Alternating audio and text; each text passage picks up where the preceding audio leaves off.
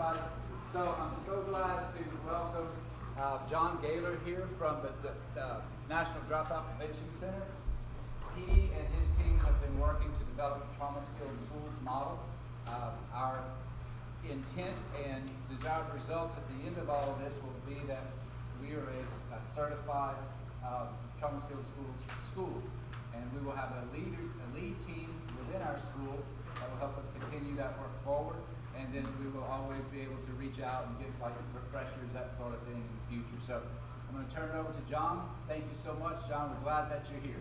All right, thank you. It's good to be here. Welcome back. Are you ready to get started? You know, it doesn't matter if you're not. You're really ready to get started. So are you ready to get started? Are you excited to get started? Okay. My name is John Gaylor, and like many of you, I have worked with young people for a long time. One of my first experiences in working with young people was I walked into an alternative school and had an appointment with a principal. And when I walked in the door, I walked in and there were two ladies. I walked into the little lobby area, you know, where the administrative things were a little different back then. It wasn't, the security and things weren't as tight. But I walked into the little lobby area and there was a young man there that was waiting to see the principal as well. But he was not waiting like you would see a lot of kids waiting. I walked in and he is laying underneath a row of chairs and hiding with his head buried in the floor and in his arms and wouldn't look at anybody. And there were two ladies that were standing there, didn't notice me walk in the building. They were busy giving him every logical reason why he should come out from under those chairs. Lunch was getting ready to happen. He was not going to be able to have lunch. All sorts of reasons, logical reasons, that he should come out, and nothing budged. The principal of the alternative school came out, met me. We went back into his office, had our meeting. When we came back out, Montavious, I got to know the young man. After that, Montavious had made his way out from the chairs, and somehow they successfully got him out. But that began a real quest for mine. Why do kids do some of the things that they do?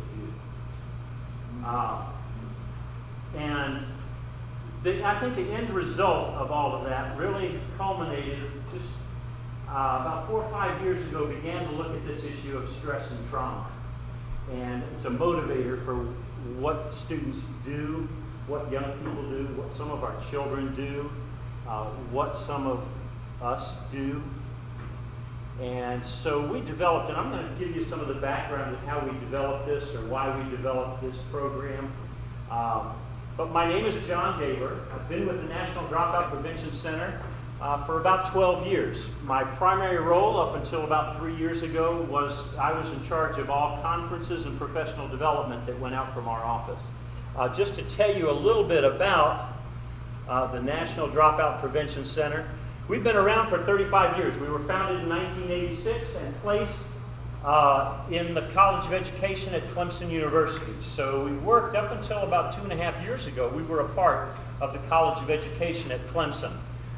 We consider our website, you see the address there, is really considered the nation's largest and oldest utilized dropout prevention resource around.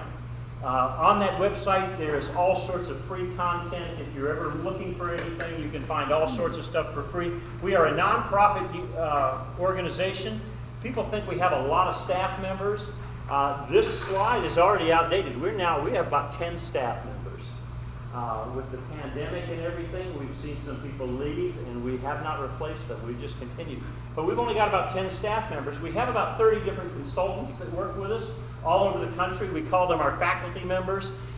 We have about 4 that do this work as well as myself. And we have 13 research fellows across the country. And they are faculty members in universities that give a large amount of time to us in the area of research and publications, research reports, white papers, those sorts of things. We basically support schools, school systems all across the country. We do publications, research, reports. We do a lot of professional development. We do have conferences. We have one. We're supposed to be starting one up again, our first in-person conference in a while, in October. We hope that that one continues and doesn't get shut down, but we're doing that, and it will include some of this subject matter as well. We have a lot of videos, a lot of professional development that is online, again, free. And we work with schools trying to move the needle in a number of different issues. We do that in the area of graduation rates. We do it in the area of behavioral issues. We do that in the area of truancy. We do it in the area of academic achievement. We have programs like, they're called PARs, they're Program Assessment and Review, where we have teams go into schools and they just spend time interviewing people and observing, and then come back with recommendations. So we also do what we have picked up on, and I'll tell you a little, you'll hear some of the history here in just a few minutes of this program, which is the Trauma Skilled Schools model. So I told you we left Clemson about 2.5 years ago. If you can imagine a small nonprofit trying to operate in a huge state bureaucracy like Clemson, even purchasing, even charging for our services.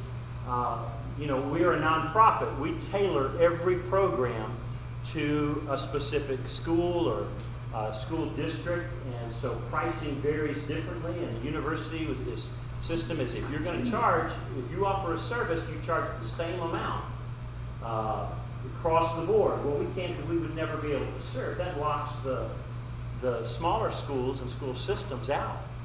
We just couldn't do it. We couldn't contact government officials because of that bureaucracy. We work with school board members all the time.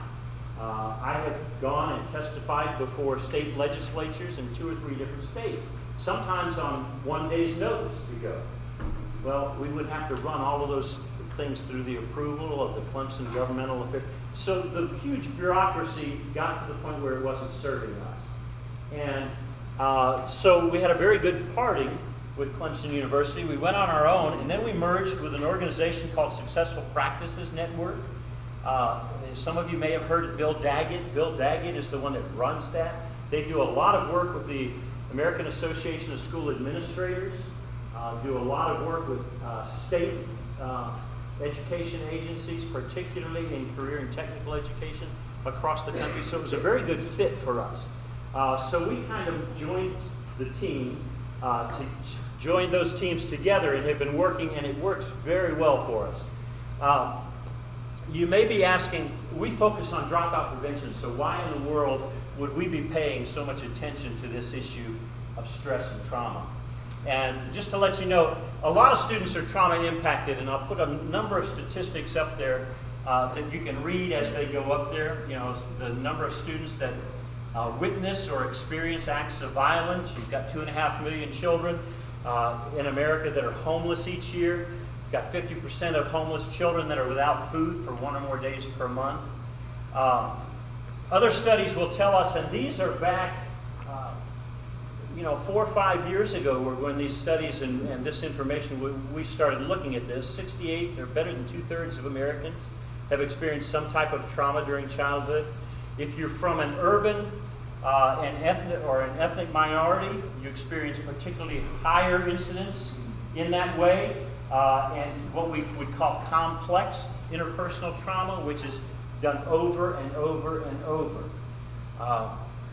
So we saw that that's really becoming a problem, and this is, like I said, about 4 or 5 years ago. We also, if you look, and these are pre-COVID headlines that were up, that we saw going on, most of them in 2019. Things like anxiety in teens is rising. What's going on? Our teens are more stressed than ever. Why, and what can we do about it? The epidemic of anxiety among today's teens from 2018. From 2014, it says that teens are more stressed out than adults, the survey shows. So, we began to see that this is really becoming an issue And if you look from 2009 to 2019, here are four measurements. Let me give them to you. I may have to get up here to read them. Persistent sadness and hopelessness, you can see on the rise there significantly. Contemplation of suicide, suicide planning, and suicide attempts, all significantly on the rise between 2009 and 2019. So why would we look at this? This is becoming a real issue. And it's not an issue just in different locales, it's across the country. One of my favorite songwriters is Jeff Moore.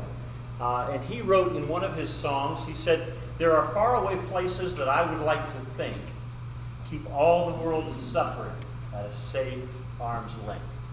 But I can't keep pretending when I only have to look as far as my own backyard." That really hit me, because what ended up happening when I walked into that principal's office at the alternative school was I was there to talk to him. They had asked me to come and talk to them about writing a grant. I had worked with all sorts of youth agencies. I had taught in school. I had coached high school girls basketball for a while. I had been a youth pastor. I had just finished working with the Department of Family and Youth Development at Clemson University. We developed all kinds of programming with the Department of Juvenile Justice and so forth. And I was in the top half of this group of lyrics. I lived my life. I worked with kids that were at risk. I worked with kids that were in trouble. I worked with kids that were adjudicated, that had been with DJJ, had been incarcerated with DJJ. But I kept seeing that was at a safe arm's length. And this alternative school principal was working with the school system on a dropout prevention grant. And they wanted to develop a program that would serve students who were expelled from the school system and facing criminal charges in my county. So they asked me to come and help write the grant. We developed a program quickly on paper. You know how you can do that for grant. And we submitted the grant. Lo and behold, we got the grant. And it was for 1 year with a possible renewal of 2 more years. We got the grant, and then I got a call from the head of the Department of Juvenile Justice in our county or in our region, and that alternative school principal. And they said, "John, we don't understand exactly what you're talking about with this program. Could you come run it for us?" And so I came and ran it. I developed that program from scratch, ran it. Montavious was one of our first people who was accepted into that program. And one of the things that really happened, it was a real transition for me, or a transformation for me, is I was living in a place where I felt like all the world's suffering was at a safe arm's length. For me in my life, things were okay. But all of a sudden, I got placed with kids in my county that were in school before they had been kicked out, with my kids that were playing on ball teams with my kids, and all of a sudden I was learning all of the junk that I was actually living right there. And it really hit me that, you know, this isn't a thing where we're projecting outward to help kids who are in trouble. We're actually trying to help the kids that are right here. So, in teaching, you run into these kids every day. Let me ask you, what do you see in your backyard? What are the issues that they deal with? What are they struggling with?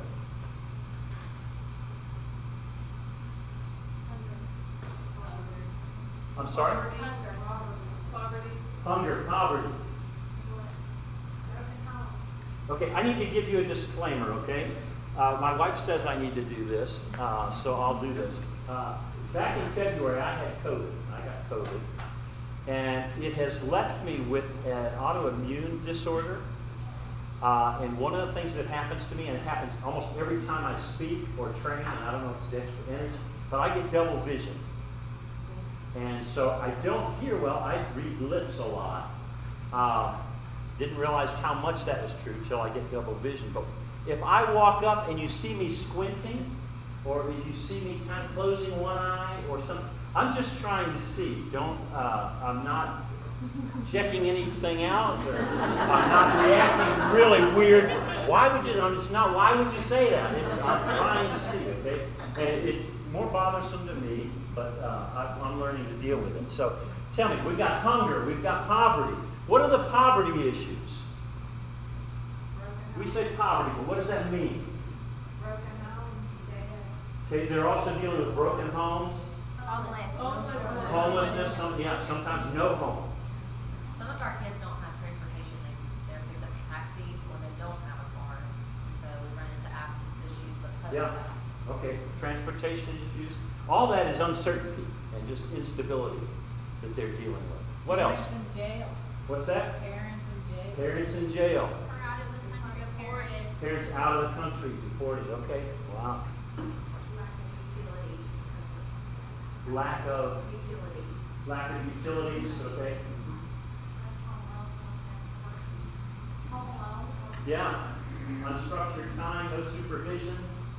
Taking care of younger siblings. Yep. They're caregiving to other members of the family, younger siblings. Sometimes it's even parents. Sometimes it's grandparents. Okay. Parents are at home. They're often stressed and don't really know how to cope with it themselves. So sometimes they use. Yeah. They're dealing with the stress of what. Stop and think for a minute. I mean, we looked at some things that were pre-COVID. It's gotten worse. We'll talk about that in just a minute. All of those things, and when we're working with communities across the country, and this work, I have been literally all across the country. California, Maine, Florida, Alaska, and all sorts of places in between. And I told you up until about 2 years ago, I was running conferences and responsible for all of the professional development that we did. About 4 years ago, I really got interested in this topic and studied everything I could find on what schools were doing, what different organizations, what different programs, what residential programs.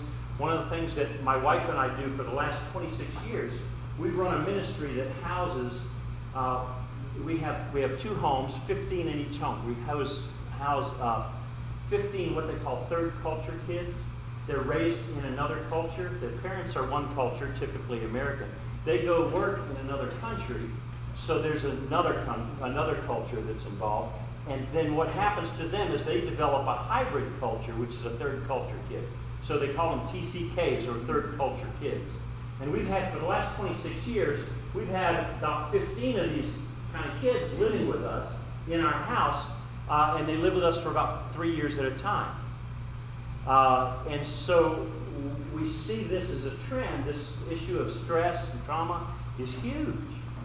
And what goes on, and the instability in some parts of the world, the things that they face.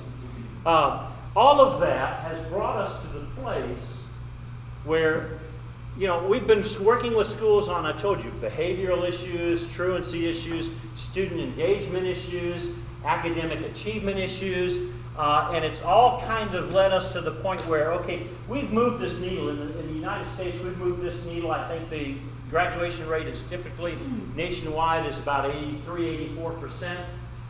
It varies from location to location, but we've held steady for a while, and we feel like part of that, maybe we're barking up the wrong tree, and that some of these things that you see listed up on the screen that we deal with, those are symptoms, and symptoms of a root cause that really is the issue of childhood stress and trauma. So that's why we have started looking at this issue. And if it was important 2 years ago, 3 years ago, we launched this model. I spent time researching everything I could find. And we launched this model. If it was important 2 or 3 years ago when we launched it, imagine how important it is now. Look at these statistics. These are from 2020. Emergency room visits for mental health went up by 24% for children ages 5 to 11. Those are the kids you work with, right? Okay. Increased emergency room visits, 24% for 5 to 11, 31% for 12 to 17-year-olds. If we look again in June, as of June 20, that's not June 2002, that should be June 2020, but as of that, 13% of Americans reported starting or increasing the use of substances as a way of coping with their stress or their emotions. So some students were having those issues prior to it. Imagine their parents. If their parents are part of that 13%, they're having to deal with the repercussions of that, the kids that are at home. More than 40% of children in the U.S. under 12 experienced food insecurity since the beginning of COVID-19 pandemic. So almost half didn't know where their food was coming from. Here are some of the things that were from a report, Stress in America, from the American Psychological Association. They make some statements, and you can read them. Stress related to the economy and work increased significantly during the pandemic compared with 2019. It just keeps going down. It gives you statistics and statements about what has happened to stress levels and anxiety levels among our young people during the pandemic. You know, I cannot imagine being a child stuck at home with a parent who is out of work and has a volatile temper. And you can't leave. And that happened for a lot of our students. That happened for a good number of our kids. So our entry into addressing this issue of stress and trauma, we started several years ago with conference strands, and we would offer a mental health strand, or we would offer a stress and trauma strand. Several of our research fellows did research on the issue and published white papers. We did miscellaneous workshops for schools that asked us to do that. Then we held 3 national conferences from 2016 to 18. We partnered with another organization that this was their specialty, and we did 3 national conferences.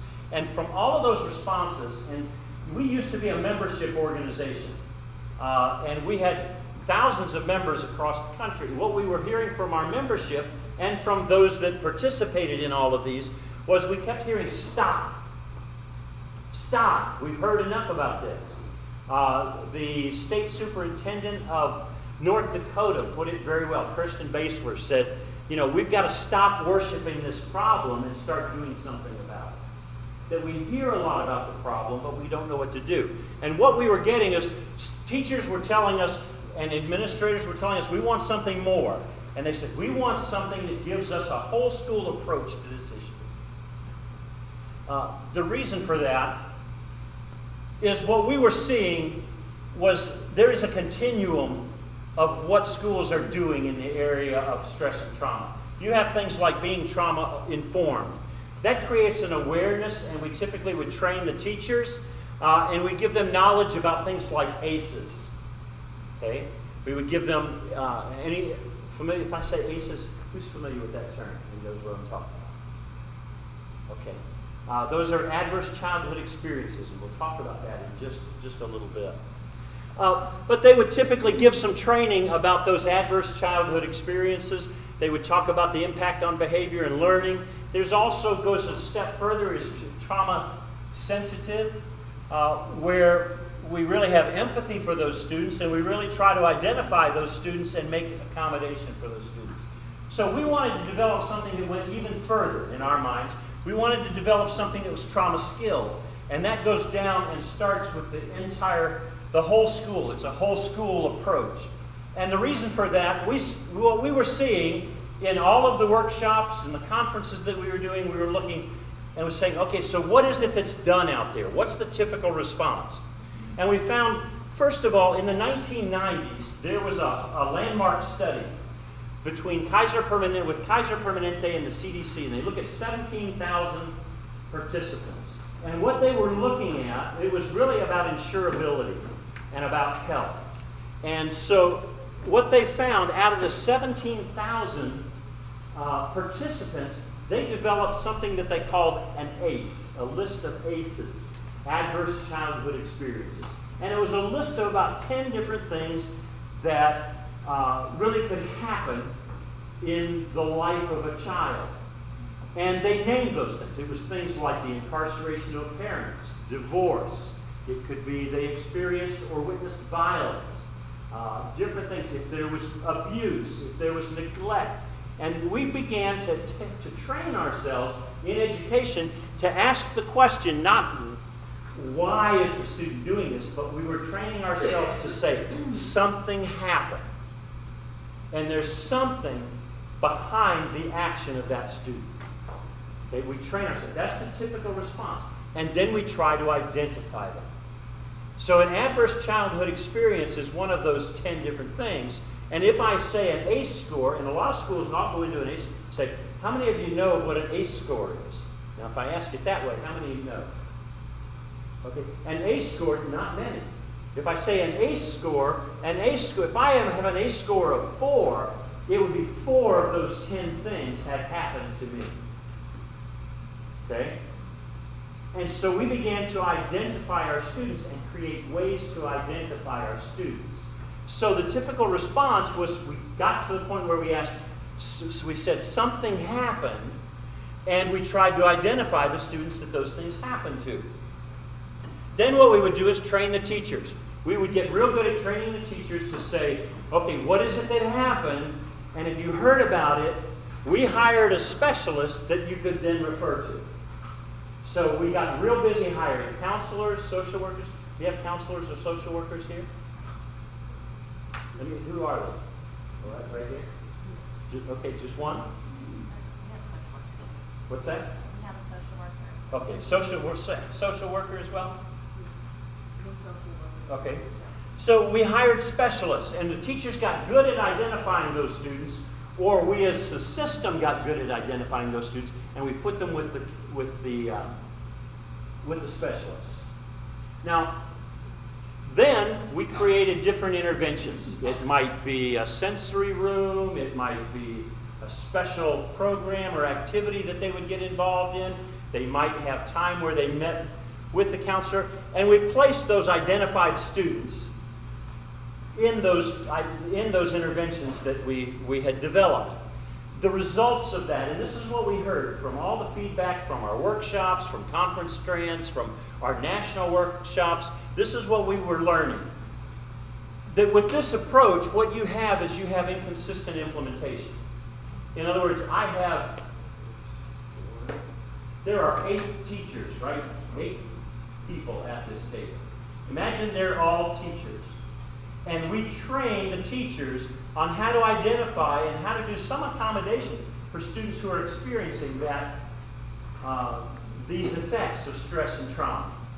That what would happen typically is, and in all the training I do, I would say you would probably have about 3 that got that training that would actually change what they did. A lot of teachers will go through training and they hear it, well, I already know what I do. I know what my strength is, I know how I handle students, so they're not going to change. And a lot of us will even keep our heads down and we stay very quiet. And we say, well, if I just keep my head down, stay quiet, and don't cause any attention, this will all go away, and in a year or two, something else is going to take its place. And sometimes the longer you're in that position, the more likely that is because you've seen that cycle over and over and over. So you end up with the inconsistent implementations. You also would see in this process, in this typical response, you would see that the social worker and the counselors, their caseloads get overwhelming. Because the teacher's response to the problem is, we've got a specialist to handle this issue. Okay? And then, the biggest problem with this approach is that we can never identify 100% of the students going through these issues. That sometimes the young lady that sits in the back of the room, that comes in, that doesn't make much eye contact, gets very quiet, and sits all to herself, that doesn't want to cause any attention, can be struggling with the effects of stress and trauma, even though she's compliant and quiet, and we would never, ever know it. And we don't help those students. Cheryl was one of those girls. Cheryl was always very quiet. She wasn't a good student. Cheryl was a mediocre student. She always stayed very quiet. She would never bother anybody. But if you crossed her, she was a fighter. If you saw her outside of school, she was mean, and she was known for that. Well, Cheryl was a girl who In about 3rd grade, her father passed away. Not long after that, and her mom the whole time was telling Cheryl, come on, Cheryl, you got to do this, or you're never going to amount to anything. You got to clean your room, or you're never going to amount to anything. You got to do your chores, or you're never going to amount to anything. Shortly after her father passed away, another man came into their life. And he started doing some things to Cheryl that men should not do to a young lady, to a girl. He was there maybe a year and a half, then he left. The whole time, Mom's saying, Cheryl, you're never going to amount to anything. After a while, Cheryl would wake up to go to school. Her mom would go to work before Cheryl ever got up. Cheryl never knew what man she was going to find at the breakfast table. And those men started doing things to Cheryl that men shouldn't do to young ladies. And the whole time, Mom is saying, and on top of all that, Mom is saying, you're never going to amount to anything. The program that I ran, this is toward the end of the program, so 6 or 7 years into this program. And we had an intake meeting with Cheryl. And in the intake meeting, I said, Cheryl, Judge Cornwell sent you to our program, and we're happy working with you. And the mom interrupted me and said, see, I told you, you'd never amount to it.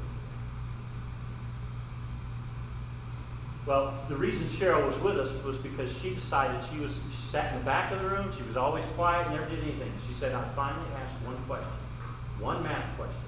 And the teacher walked up, and the teacher said, no, that's not right. And the teacher said, tapped on the paper, said, if you can't get that right, you know what phrase is coming next? You'll never amount to anything. And walked away. And Cheryl sitting there with a bottle on her desk like this, picked it up and chucked it. We went in and talked to Cheryl's teachers, all the way back to 3rd grade.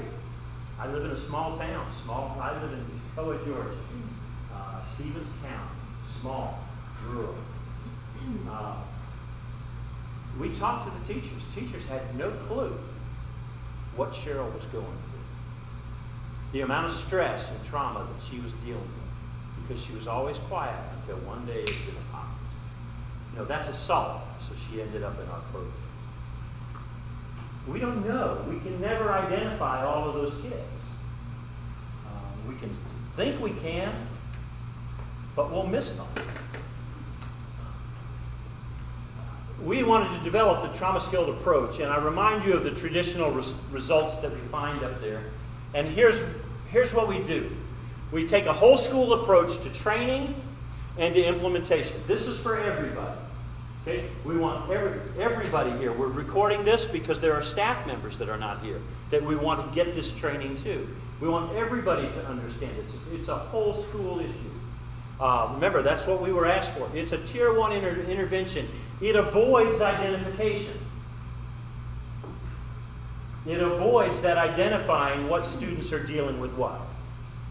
That still needs to happen.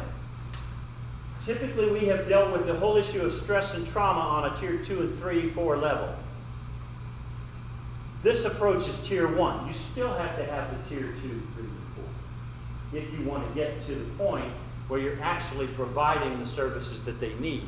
But this is what we talk about in this implementation is Tier 1. It's for everybody. We want to treat every student as if they're experiencing the effects of stress and trauma. Because you saw the percentages of what kids are dealing with. So how can we stop and think that we can identify every student? So we want to help all of those students, even the ones we can't identify. And it takes intentional corporate and cultural shifts to really build resilience. And that helps both students and staff. It also provides intentional training for skills over time. And we'll talk a little bit about that as we go through this. It is not a crisis prevention or intervention program. If you have a major blow-up, this is not something that's going to necessarily intervene. I do think it does prevent a lot of that. And that's what we want to do. It's not a therapist preparation program. Teachers, raise your hands. We're not trying to teach you to be therapists or to be counselors. You've got enough to do. You don't need that.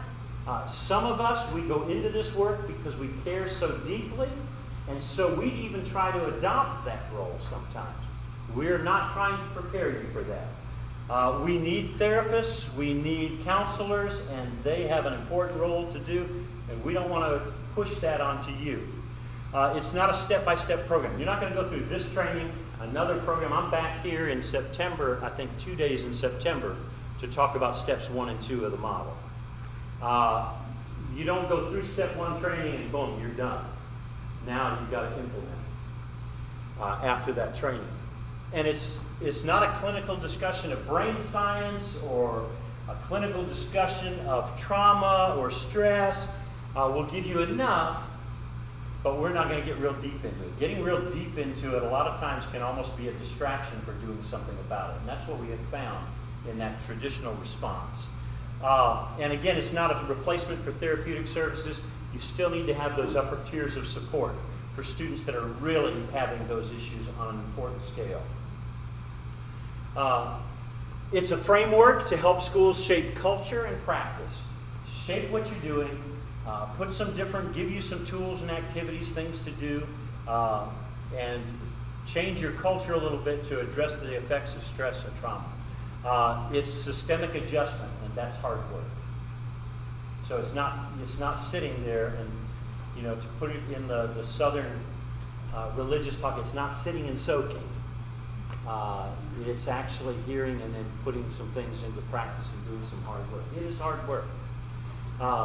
It's a 2-year process it's guided by data and by a plan that's developed with your lead team that was mentioned. And it's also a life change. I like to say it's like going vegan or going vegetarian. It's something you don't do that for a week. If you're going to go vegetarian, you do that for the long haul and you never go back. So you're constantly learning how to cook, how to eat, how to do things in a vegetarian or a vegan lifestyle. So the same thing. You're constantly learning how to do things, how to shape your school experience, how to shape things in the trauma-skilled manner.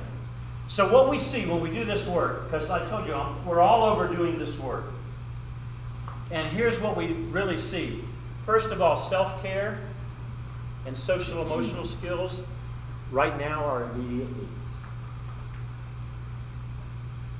And this is for our students, but a lot of times it's for this group. I've never seen a time where teachers are as stressed as they can be. Now, I will tell you, being back here on your first day, you might not be all that stressed, or you might be really stressed. But the issue of self-care is huge. And we have to learn as educators that we have to be in a good place before we can help students stay in a good place. Because stress is contagious.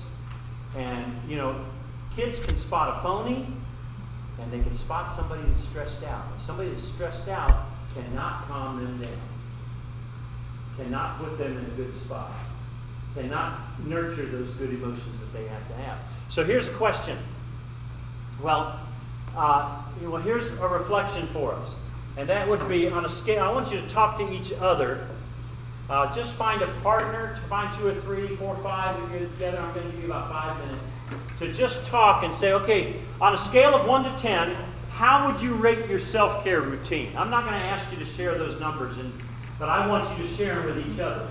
A self-care routine that helps you manage your stress on a scale of 1 to 10. And then, this is the part I will ask you to share. Is I want you to share out of your group some of the ideas which said, what would be one thing that needs to change about your self-care routine? Okay? So take about 5 minutes to discuss those things. Just form your own small groups is the fun.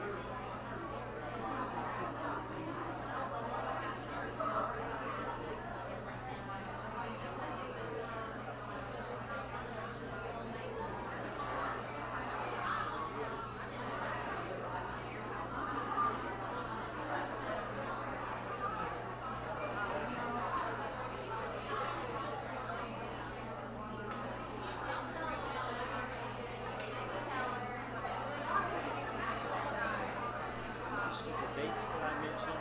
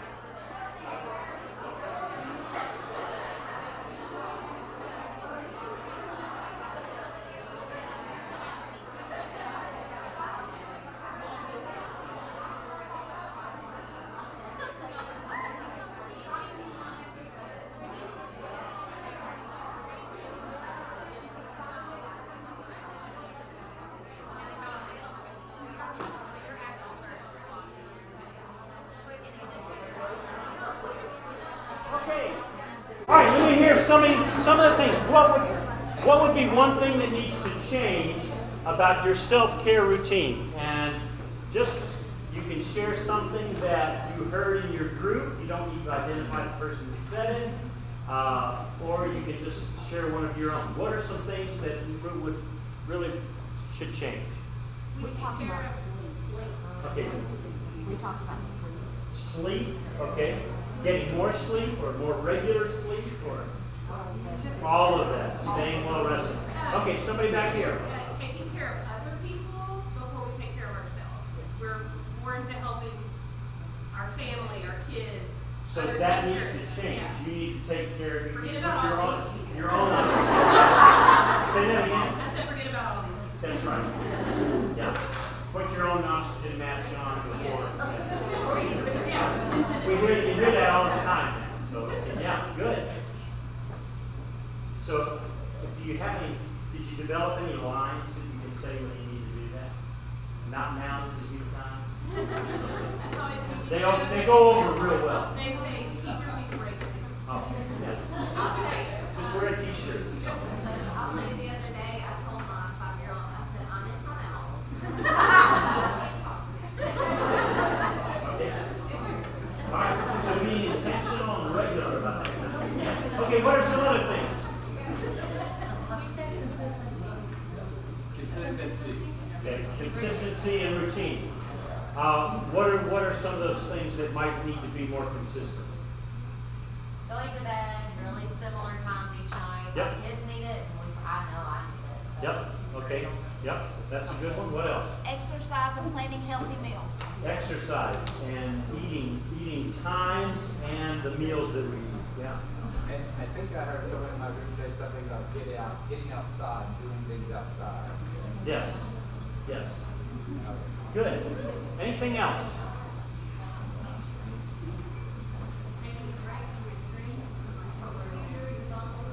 Yeah. Unplugging. Yeah. Good. Okay. Other things. I think something that, like prioritizing, not getting everything done all at once, this can wait, and I'm gonna prioritize, this has to be done, that can help. Yeah, realistic. One of the primary symptoms of somebody that, and we talk about this when we get into our self-care unit, but one of the primary symptoms of somebody that is having a problem with this is there is an exaggerated sense of the importance of their work. In other words, I can't put this off till later. I have to get it done now. People are waiting on me. This has to be done. And so that is one of the primary symptoms where you find people really have that issue. So the need to prioritize. Somebody said we all juggle. Those of us that are very smart and very effective have learned which ball we can drop. So, good. Anything else? Okay, here's the next question. It's not on the screen, but I'll just give you a minute to do this. What can your colleagues here, the people in this room, what can they do to encourage that change? Talk about that for a minute. How can they encourage you?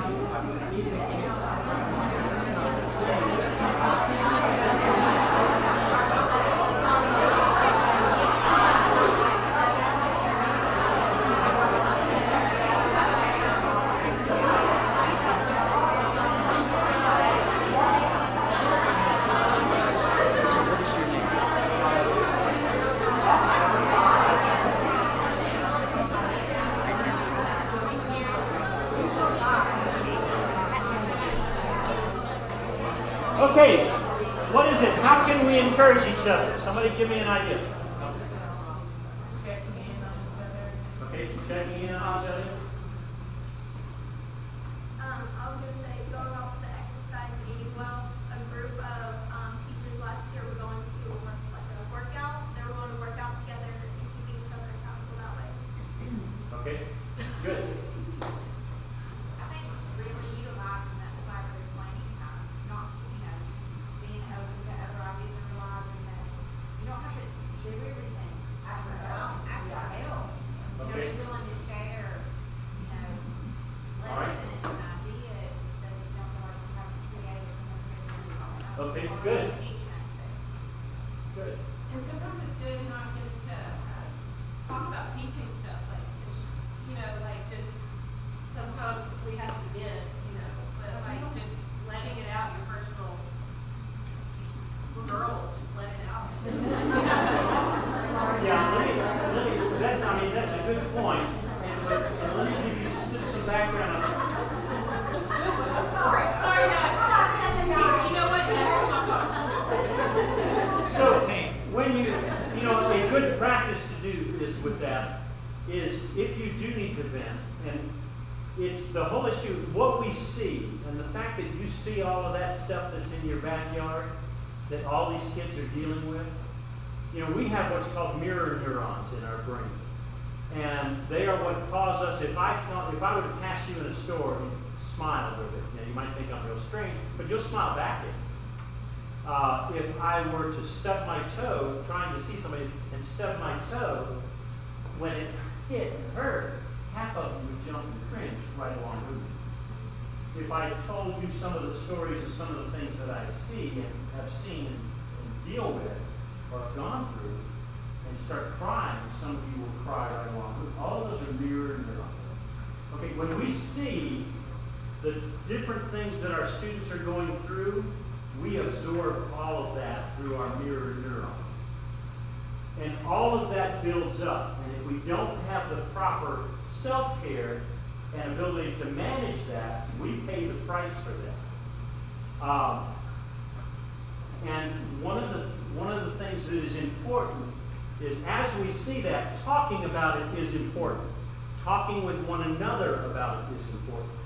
But it's very important to walk up and to say, if we had a day where we really saw something that a kid was really struggling with, and that was tearing at our heart, we need to share that, but we need to be careful how we share that.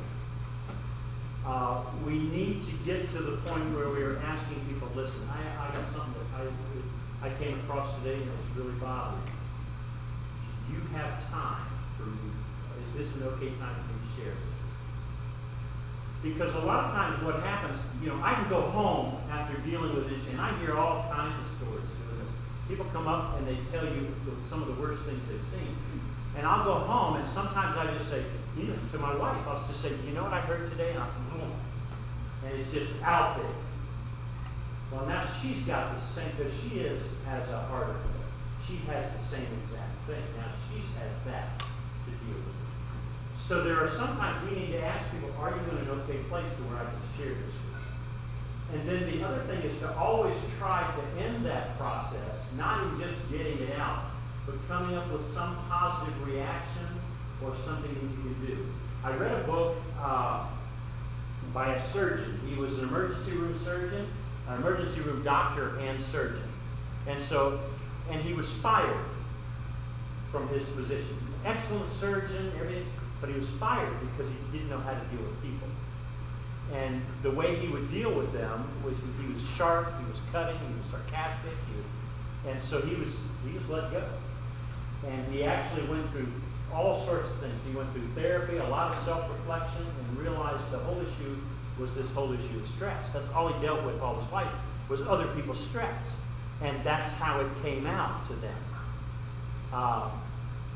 I've been in positions where I've seen colleagues that have done that same kind of thing. They just get kind of jaded. They get impacted, and they don't even know it, but they're projecting all of that stress on other people. And he said he had to get to the point where before he could go back and be effective, he was very effective at this point. But he's describing this journey, and he said, I had to get to the point where I stopped everything I was doing, sit down with my patients, and cry with them over what they were doing. My emotions had to come out in dealing with those people. And then he said, then I had to stop, and I'd have to turn around, and I'd have to take a deep breath and go, okay, now we fix it. And that little mental gymnastics thing that he did there made him successful. So he could now sympathize with people, he could empathize with people, he got the emotion, he dealt with the emotions, and then he had a turning point where he says, okay, now I've got to set this aside, and my skill is what's important. We've got to fix this. So that's how that's one of the ways that we take care of ourselves. We get into more of that, and that was just a reflection. I hadn't planned on sharing all of that, but so what we find when we're doing this work is we find that the clicker does not work, and it's not always dependable. So let me click here. And now the whole PowerPoint doesn't work. Let me see here. There we go. So we see that self-care and social emotional skills are important. We see that stress and trauma impact behavior and learning. Aha! And an intentional and systemic approach is really what's needed. That's what we're seeing everywhere. We've taken everything that we've learned in the last 30 years, 35 years, of how schools move the needle in things like graduation rates, behavioral issues, truancy issues. We've taken everything we've learned about that process and applied it to this issue to come up with this model for trauma-skilled schools. Every implementation in the trauma-skilled schools involves all staff, and it's led by a representative lead team. That was referred to earlier. Every implementation is unique. It looks different everywhere we go. If we do a district and we're doing 3 different schools at the same time, 3 different elementary schools, all 3 of them will look very different. But because they're part of the district, we ask the district to develop something that is consistent district-wide, but then each school looks different. And also implementation leads to the development of a sustainability plan where how do we train new staff, how do we keep this movement going and plot our future efforts. I wanted you to remember, more than half of our children are negatively impacted by childhood stress and trauma, and many, this is the important part, many, if not most, will never be identified. So a Tier 1 approach is required to help all students that are experiencing that stress and trauma. So I want to show you the model. We'll walk through it a little bit, and because my job here is to give you an overview of it and tell you what to expect when we really get started. So this is the model, and I told you before, one of the slides said it's not a step-by-step program, but then you see steps 1, 2, 3, 4, and 5. They're very fuzzy as we move forward, because one of the things we start with step 4. And step 4 is assessment and implementation. In other words, what are we going to look at? Where are we going to start? And when we start this, it's typically a 2-year process. And we start really with a readiness assessment. And you have done that readiness assessment. We'll look at just a couple questions of the results of that in just a few moments. And then we have some student surveys. And some schools decide not to do the student surveys. I'll get with y'all as far as what you want to do and how we want to move forward with that. But those student surveys give us a picture as we move forward. Gives us some good information as to what we can look at. So we start with our assessments and we begin moving forward. Here's some of your readiness assessment. We asked, how many students in your school do you feel are trauma impacted? And the results were, the highest was 26 to 50%. It really starts dropping down after that 50% mark. 51 to 78 would say 21.8. Greater than 75%, 7. So if I were to look at this spectrum, what you would feel like is, I would say you would think about 50% of your kids are impacted by trauma. If we want to rethink that, looking at some of the statistics that we've seen and talked about just a little bit, I think you're probably on the low side. What percentage of your second language, English second ESL students, what percentage? About 48%. Then I'd say you're really you're probably on the low side here. You think, how many homeless, what percentage homeless would you say? District-wide, if I remember, maybe 4%. 4%? Okay. All right. So that was one of your responses on the readiness assessment that tells us, I think you're a little low in that percentage of kids. What we typically find across the country is, and there's no way to know absolutely. We just make a general perception. If you're thinking 50%, we typically say it's usually pre-pandemic. We were saying 2/3 because of the definitions of different things and what they've experienced. And a lot of the fact that we don't know whether they have or not. And then when we deal with the trauma skills model, we're not only, when we talk about trauma, a lot of us are talking about things that happen. In the trauma skills schools model, when we talk about trauma, we're not talking about things. We're not talking about happenings. We're talking about emotional response. We'll get into that when we start the training. So I think you might be a little low there. Then it says, my school has recently provided training in the trauma-related issues. And overwhelmingly, there was a no or not sure. So good timing.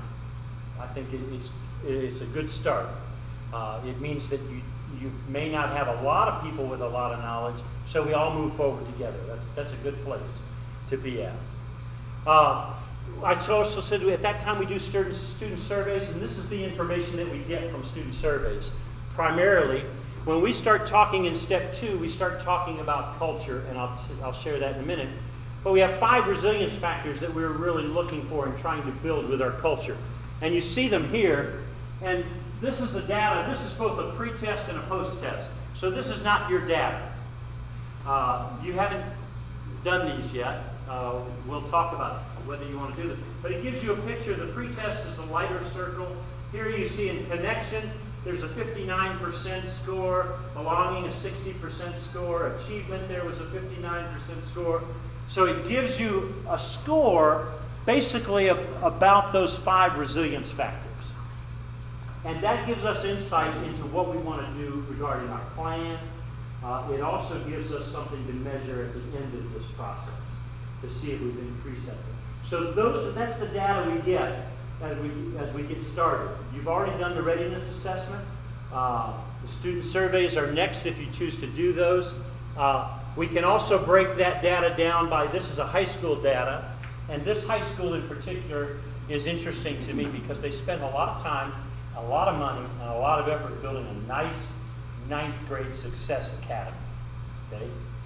When we look at their data, what we find, we look at, this is just one indicator, one statement, and it's my teachers care about me. And this is the percentage of students that either agreed or strongly agreed. Come all the way out to 9th grade, and it's 43%. So they spent a lot of time designing and building and implementing this 9th grade success academy, but they forgot one thing: the relational piece. So it gave them an indication of what, when they were going through this process, what did they need to work on. So that's what that data is designed to do. So that's as we get ready. In the first 3 months, typically, we do step 1 is all about training. It is about really, there's orientations, and I'm going to put all these up there, and then we'll talk through them. We do orientations and introductions. This is one of the orientations. Not all schools choose to do this kind of an orientation. There's the lead team selection and training. I think that's already started. Connie Stevens with us did that. And then we train all staff regarding the effects of stress and trauma on learning and behavior. That's anywhere from a half a day to a full day training. And we have that scheduled for early September, is that right? And staff members select, practice, and implement purposeful practices at the end of that. Now, purposeful practices when you are dealing with students, you're dealing with students who come and they're stressed to the max. Some more than others, but you will have some students in there. So when we get together with this group, we would assume some of you are stressed. So we would do a mindfulness activity or a joke or some kind of musical activity or a physical activity of some kind that help you in the moment. That's a purposeful practice. So at the end of step 1, we identify what some of those things are that you can do. If you're familiar with mindfulness activities, a lot of mindfulness activities can work as purposeful practice. But we ask teachers to identify them. We ask the staff to identify them, come up with them, and then practice them. In step 2, and a lot of schools will do steps 1 and 2 training on the same day, but not necessarily. Here I'm going to go down through. We train all staff in culture and in the 5 resilience factors, and those are you see listed: connection, belonging, achievement, autonomy, and fulfillment. And they're not all what you would think of. I'll run through them very quickly just to give you an idea. Connection is a one-on-one relationship with a caring adult. Belonging is a one-to-many relationship. I feel like I'm a part of that family. I feel like I'm a part of that group. I belong to it. Achievement has nothing to do with student achievement, but it has to do with student strengths. What are they good at? Maybe they're good at opening the door for people. Maybe they're good at taking care of their brother. Maybe they're good at communication. So we find what they're good at. It has nothing to do with student achievement. Autonomy is giving them choices, but it's also giving them control, teaching them social emotional skills to really begin to manage their behavior and their emotions. Elementary schools typically are especially the lower grades, very good at those kind of things. We're kind of built in because we have to do those things. Fulfillment is giving them a sense of others, that they can be helpful and they can help meet the needs of others. So we train in those 5 resilience factors. Then we brainstorm ideas for school-wide initiatives to build resilience. We look at our school culture. School cultures can be very good and not build resilience. So we come up with 4 or 5 things that we can do all together that help build resilience. And then the lead team takes all of those ideas from brainstorming. They work with the leadership to select 4 or 5 they want to put in place. And then the lead team and leadership works with the National Dropout Prevention Center to develop a plan going forward. And that happens in the first 6 months. So you get these trainings, but the development of this plan and the identifying those 4 ideas, that can take some time. That's a lot of work. This is the planning document where they do that. If you look, there are effectiveness measures that we'll talk about with leadership between now and then, where we identify 4 or 5 things. A lot of schools will identify things like attendance. Sometimes it's staff retention that they want to look at. Sometimes it is student achievement, behavioral referrals, things like that they want to look at. Just some big picture performance indicators that they want to look at and say, did this work? In addition to the other ones that we'll do. You got the 4 or 5 things here on B. That lower section is 4 or 5 things that we want to do to really to adjust our culture and try to build resilience. Then we look at the back part of the back side of that sheet is really looking, okay, what kind of training do we need to do to support those cultural changes? suppose we have a lot of teachers that we find out from our data that it says, you know, a lot of our staff really are having a difficult time. They'd like more training on autonomy than what we give them in the gym. So then we give some individual training, not to individuals, but how you can build autonomy in your role. Okay? And we give more of that kind of training. But all of that is defined in the plan as we go through. And then the last part is just how are you going to continue this when we step out of the picture in 2 years? You're still able to call us, talk to us about it, but you're on your own as far as keeping and maintaining this mindset and this paradigm. So how are you going to do that? In step 3, that is step 6 to 24 months, and the reason for that is we have training that we provide in prevention, recovery, intervention, and referral. That's anywhere from half day to full day. Sometimes we do not do intervention because schools may have training that a district is committed to, and we don't want to override that or conflict with that. We also then, we're here, we come in, we're on site to observe, to coach, meet with the lead team, and then we implement professional development according to the trauma skilled plan. Remember, so we define all of that kind of, all of the professional development that we're going to do. In step 5, remember step 4 is running this whole time. It's part of the implementation. But step 5 is really when we get down toward the end, and this is working with really a lot with the lead team. We develop a maintenance and sustainability plan. We do the readiness assessment again. And we can see growth there. We have one of our research fellows that does that analyzation. She's out of Old Dominion University and does a really good job in being able to show some growth areas based on the readiness assessment. And we repeat the student surveys if that's what the school wants to do. And the reason I say some schools choose not to do the student surveys, we have some schools, at the end of this month I'm going to be up in Minnesota working with a school system, and Minnesota is mandated to do school climate surveys every 3 years. So they want to use that data and see how it changes. So we're in the process of looking at their assessment and saying, okay, where is it that we can identify their improvement in this process? Then the lead team members get individual certification, and they develop a presentation about, okay, what's the change that's been made here? And that's something that's very good for your school board. It's good for sometimes local media.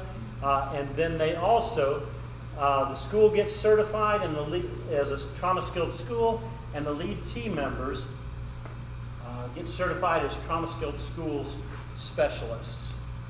So that's basically the process. Anybody have any questions about that? I have a quick question. Yes. The surveys, do they change from like elementary to middle to high school, or are they? We have 2 sets that we find that we use. One is for grades 3 through 6. We really don't do grades 1 and 2. But we will do grades 3 through 6. That is one survey. Then another is 5 through 12. And that copies the reason we structured it that way. Successful Practices Network, the group that I told you we joined with, they do what's called WeSurvey. There's a program they do called WeSurveys, and they have, we try to line them up to fit that construct because they have a data set that has millions of responses. I mean, they've got data from all over the country on school systems for years and years of data. It's just millions of responses. And so we try to structure it the same so that we can correlate some of that data anytime. So, okay? So it's the one here that we would use would be the 3 through 5. Anything else? Any other questions?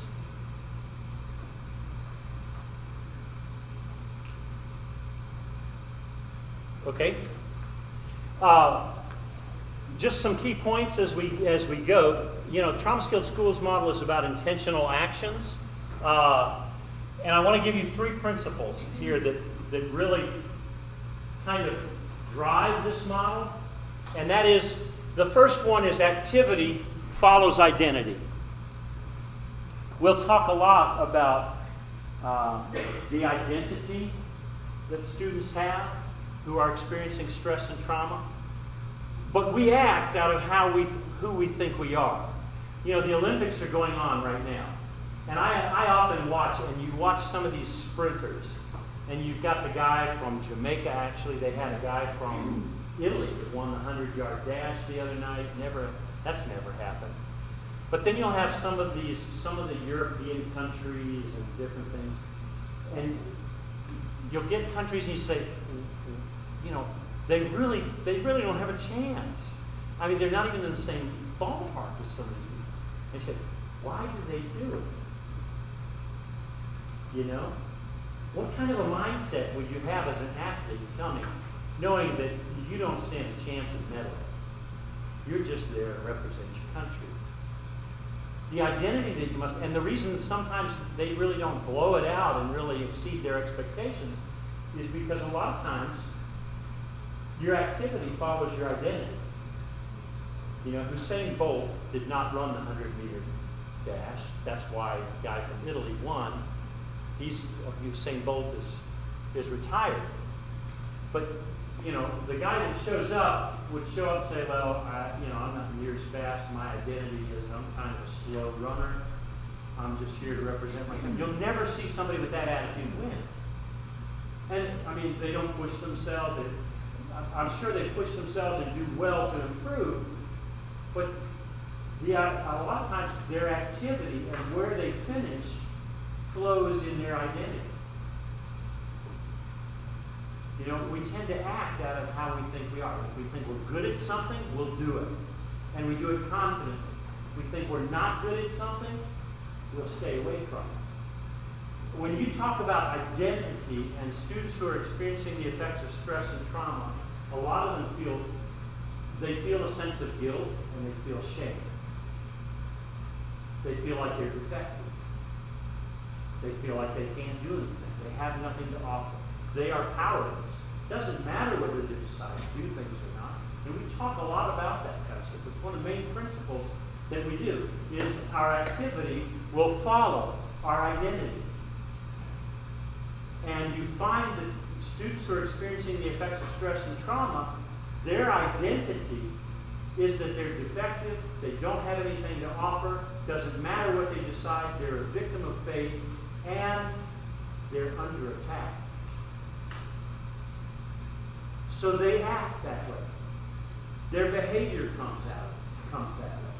That's how they respond to situations. That's how they respond to people. And academically, we find that stress and trauma does things to their brain that affect them academically as well. So activity follows identity. The other thing that we talk about, and this has to do with the Trauma Skilled Schools model, is all about intentional actions.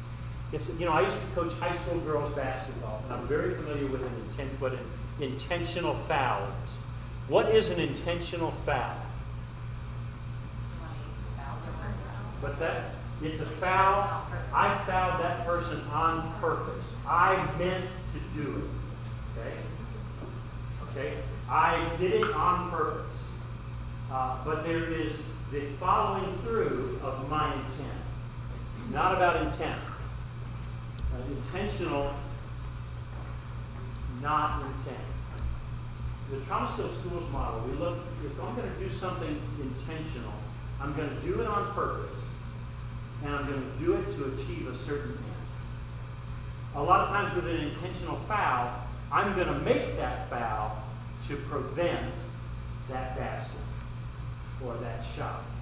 Or I will make that foul to put that person out of the game. I have something I'm trying to achieve. The longer we've been in a profession, or the longer we have done something, we tend to rely on our instinct, on our intuition, on our personality, and our gifts.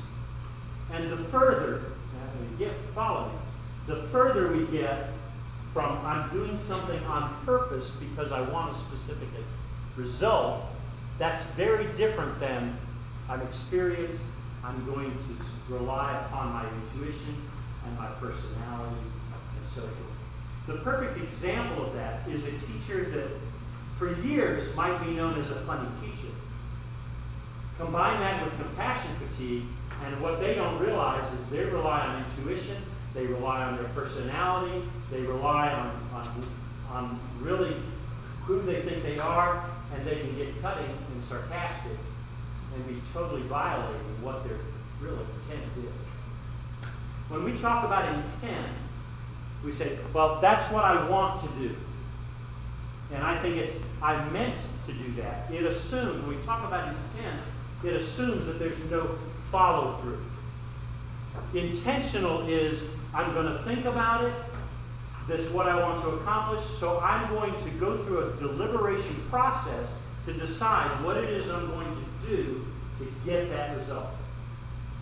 I find when I rely on my intuition or on my natural charm or whatever it is that my experience, that I will miss the intent of happy people.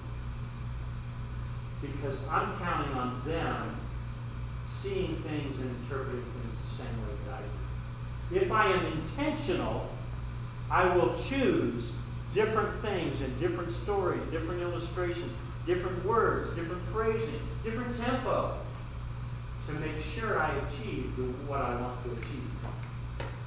So a lot of times we have intent where we say, we have intent where we say, well, I meant to send them a birthday card, it just snuck up on me. I meant to compliment them about their outfit, I just forgot, I got busy.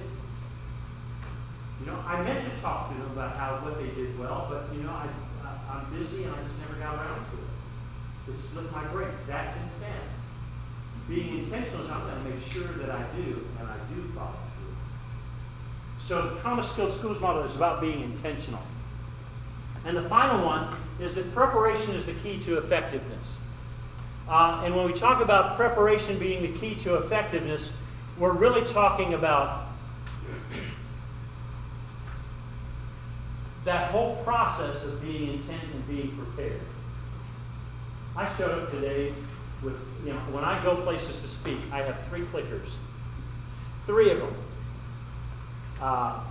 And I carry spare batteries in case the battery goes dead.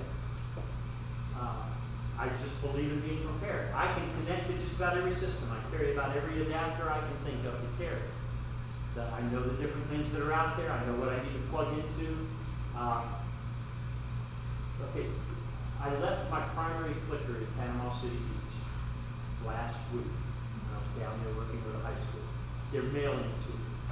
So I pull out my secondary clicker because I'm prepared, right? The battery's dead. I go to the 3rd clicker.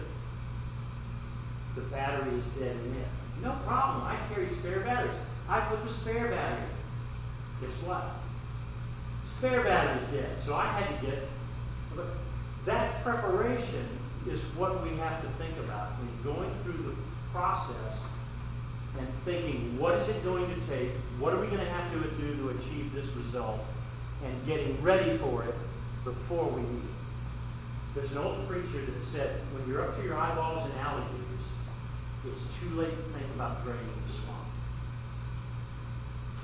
And most of the time, and we'll talk about this a little bit in our training, we talk about the tyranny of the urgent versus the important. So many times, we've never thought about draining the swamp. We end up to our eyeballs in alligators, and all we do is complain about that process.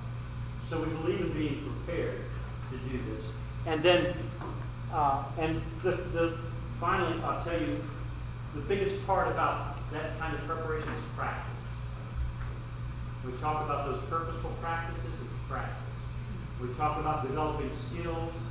When we start getting to step 3, it's practicing those skills over and over and over. That's how we get good at them, and how we get skilled and not just a novice and a temper. And then finally, consistency and patience pave the way. Being consistent for a period of time and systemically consistent. Everybody doing the same kind of things to a point. We decide what those points are. That's the preparation. But as we're consistent and we're patient, that comes along. I told you about the program that I ran for those kids that were expelled from the school system. We found something really interesting. One of the things that we did is we put them with college students. I had a college that was right there, so I interviewed very carefully the place. I put these college students with these students. They spent 15 hours one-on-one with these students. Great idea, right? They would become friends, everything would go great. And then it began working. For the first 3 weeks, things were great. Then all of a sudden, the students, we actually charted it, and we found that 3 weeks into our program, after spending 15 hours a week one-on-one with a college student, we gave them that one-on-one that they needed. And great relationships, good staff. 3 weeks in, 70% of our kids would kick, spit at, cuss out, or fake like they're going to hit, or threaten their, what we call them, coaches. Because they didn't know how to handle it. And so they were trying to get back in an equilibrium where they could handle it. 70%, right around 3 weeks. And we had to train our coaches, persistence and patience. You be consistent, even during that time where they're going to push back and they're going to fight back. But they really paved the way to making a difference. Something that I came across this past week as I was reading, it's from Psychology Today from just this month, and it says a trauma lasting 14 months changes your whole body chemistry. We're more prone to worry and anxiety, and more likely to experience grief, self-doubt, and depression. It's as if the rug was pulled out from under all of us, interfering with our sense of safety and predictability. Many of us will find that we're running on fumes just to try to get through the day. Feel that way at all? You may. I know that this is where I was finding a lot of people last spring. A lot of teachers.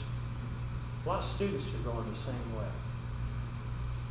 And we're seeing the results of it. And so we want to be careful that as we are addressing this, we come into this understanding this is what students are coming out of as we start this school year. I want to leave you with one video and one situation, and just let you know, April 25th, 2003, at a basketball game, Maurice Cheeks is coach of the Portland Trailblazers. They are on the brink of elimination in the playoffs. And they gather before a huge crowd. And just watch what happens. And now to honor America and salute the men and women serving our country with our national anthem, please welcome, as voted by you, the fans, our winner of the Toyota Get the Feeling of a Star promotion, Natalie Gilbert.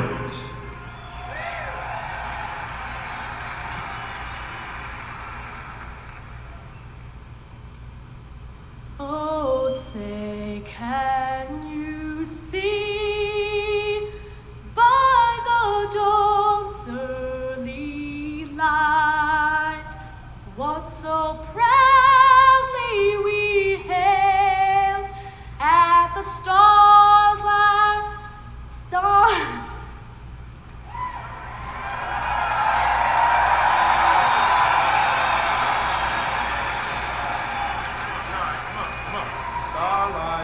Stars like last gleaming, whose broad stripes and bright stars through the perilous fight. Oh, the ramparts we watched were so gallantly streaming, and the rockets red glare and gave proof through the night that our flag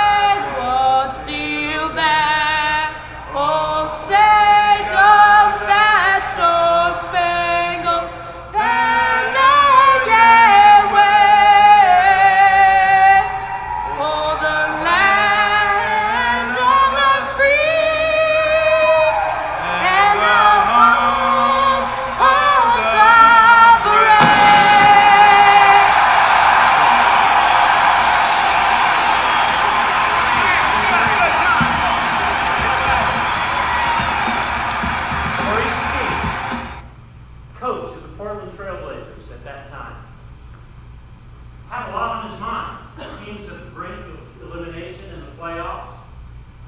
Natalie Gilbert gets up to sing the national anthem, and because of some of the stress and the nerves and everything that she's experiencing, she forgets the words, she forgets the notes, she forgets everything.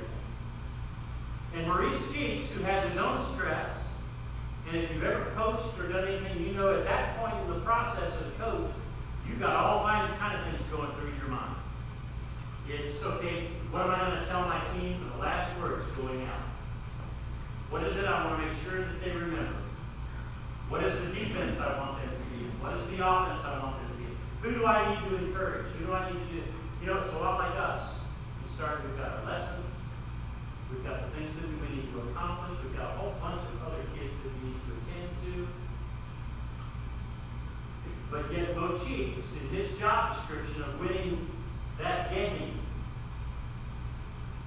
singing the national anthem was not on his job description. But yet he was willing to put his stress aside. Come alongside Natalie Gilbert, and we find out that Mo Cheeks is not a good singer.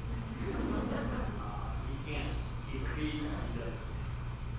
But he does what he can to come alongside. What we do at the Thomasville Schools model is we try to teach you to come alongside all of those students. They're not all going to be as cute as Natalie Gilbert. They don't all sing as nice. They don't smile as nice. They don't smell as nice. They don't cooperate as nice.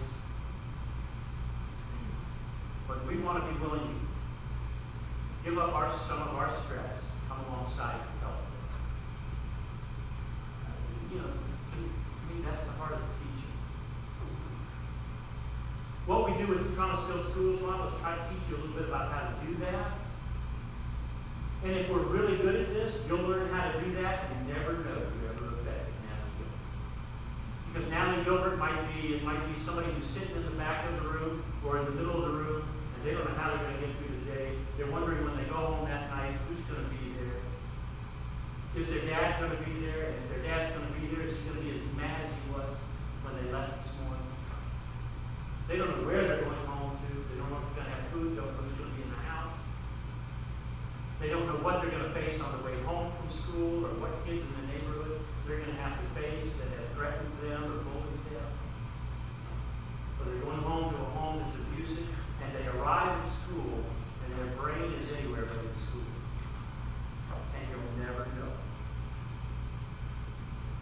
But if we do the Thomasville Schools model well enough, you'll help those students that you never know about. So as we go through this process, sometimes it gets it's hard work. And sometimes we want to short circuit it and say, well, I'll just stay with my own practice and what I do. And I want to challenge you at that time. Remember this video. And are you willing to keep pushing? Because we've changed some of the school culture to help those students. And the things we do when we change school culture, we're helping them to be successful for life. And some of the practices that we put in place and some of the things that we do to help students who are experiencing stress and trauma, we do that to help them in the moment. So let that be just an inspiration. I appreciate the opportunity to be here. I hope that gives you a little bit of an idea of where we're going and what we're doing. I'll be here to answer any questions. I look forward to being back with you and hope that we can do things well to help those students who are struggling right now. All right. Thank you very much. I appreciate the opportunity to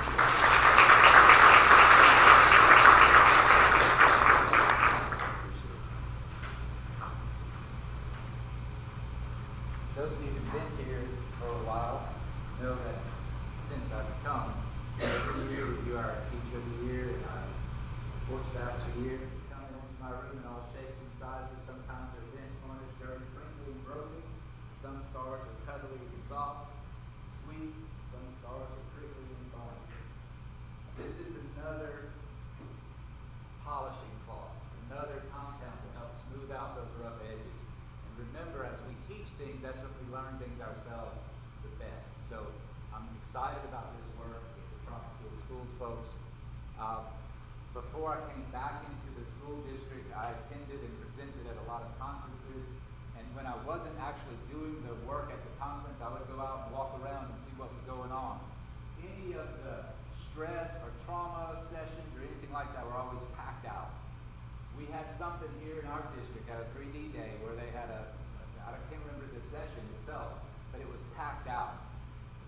wasn't anything, it was a lot of stuff about, hey, this is happening and man, we feel terrible about it, but there wasn't a whole lot about what do we do. So when I didn't stumble into, I had the good fortune of hearing a presentation about this from someone and figured it was something that was really, really a great opportunity for us. After observing for years a need, finally there was something that we could work with. So we are the only school in the district that's doing this. We got special permission and special funding to make this happen. So I'm super excited. I think that this is something that will affect our children, our friends, each other, more than just about anything else that we can do. So it's important work, and I appreciate your kindness and your attention this afternoon. We will be doing something this year called a pulse check from the RISA. I think they did it at like City Park and maybe Brookwood and Blue Ridge last year. I resisted because I didn't resist. It's not the right word. We had enough on our plates, and I said, let's just not do this right now. So they were kind enough to afford me that luxury. But we'll be doing that this year. The pulse check is to kind of get an idea of the culture of the building as we're moving through the year. I think we'll do it 3 times. Maybe, John, it's something that we can pair up as far as this work is concerned. We're talking about that other district. It's a survey. Some kind of staff survey for culture. Okay, so as I learn more about it, you will too. Ms. Page, any other parting words before we turn folks loose? Okay. Y'all, I appreciate you. You're wonderful people. You do great work. Thank you. See you tomorrow.